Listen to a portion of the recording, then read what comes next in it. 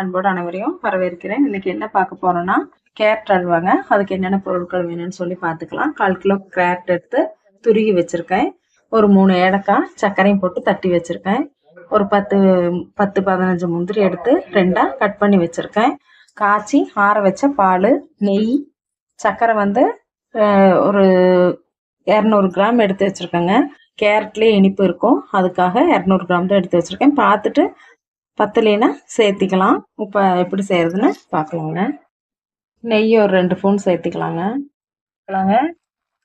எடுத்துட்டோங்க. Carrot போட்டுக்கலாம். இந்த நெய்லேயே வணங்கிட்டு இருக்குங்க.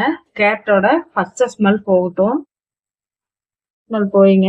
நல்லா பாதி கேரட்டு போட்டதுலே பாதி சுண்டிடுச்சு. இப்போ வந்து காய்ச்சி ஆற வச்ச பால் சேர்த்துக்கலாம். 100 மில்லி சேர்த்திருக்கேங்க. பால் நல்லா வெந்துட்டு இருக்குங்க. பாருங்க, நம்ம சேர்த்துன பாலெல்லாம் சுண்டுட்டும் பார்க்கலாம். ஏலக்காயும் முந்திரி சேர்த்திக்கோங்க. சேர்த்துன பால் எல்லாமே ட்ரை ஆயிடுச்சு பாருங்க. இந்த ஸ்டேஜ்ல சர்க்கரை சேர்த்துக்கலாம். சர்க்கரை சேர்த்ததும் கொஞ்சம் நீர் விடுதுங்க, தண்ணி விடுது. அது கொஞ்சம் சுண்டட்டுங்க. நெய் சேர்த்துக்கலாங்க. அவ்வளோதான். நீ எல்லாமே சேர்க்க வேண்டியது எல்லாமே சேர்த்தியாச்சு. இறக்கி ரெடி ஆயிடுச்சுங்க. பாருங்க, எல்லாம் திறந்து வருது. ஒரே இதா வருது பாருங்க. எல்லாம் ஒரே இதெல்லாம் வருது. ரெடி ஆயிடுச்சு. எல்லாம் சுண்டு வருது. இந்த ஸ்டேஜுக்கு மசாலா தெரியுதுங்க. வெளியே ஒட்டவும் சூப்பராக ரெடி ஆயிடுச்சுங்க.